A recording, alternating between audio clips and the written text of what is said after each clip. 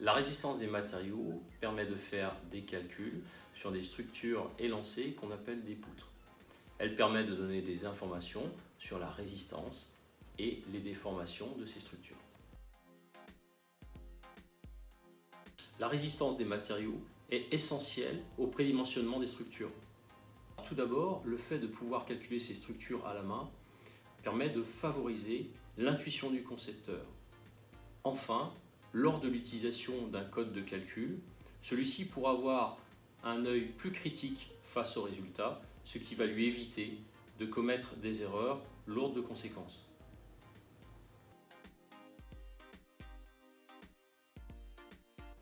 Alors, cette formation s'attache à présenter les matériaux et les essais normalisés qui permettent de déduire les propriétés mécaniques de ces matériaux.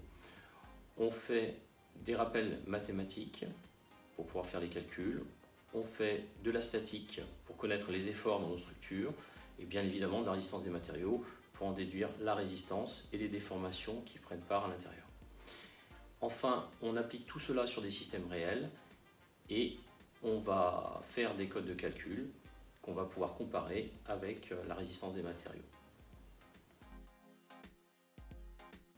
Alors, cette formation s'adresse à des techniciens, des ingénieurs qui souhaitent découvrir, rafraîchir ou approfondir leurs connaissances. Les points forts, c'est déjà de pouvoir faire ces calculs sur des structures réelles ou qui sont éventuellement proposées par les stagiaires. Ensuite, une équipe multidisciplinaire avec des compétences qu'elle a développées en calcul éléments finis, en modélisation volumique 3D, en usinage, en construction métallique, en mécatronique et en impression 3D. Et enfin, de nombreux échanges entre stagiaires qui permettent de s'ouvrir à d'autres domaines d'application et de valoriser les compétences de chacun.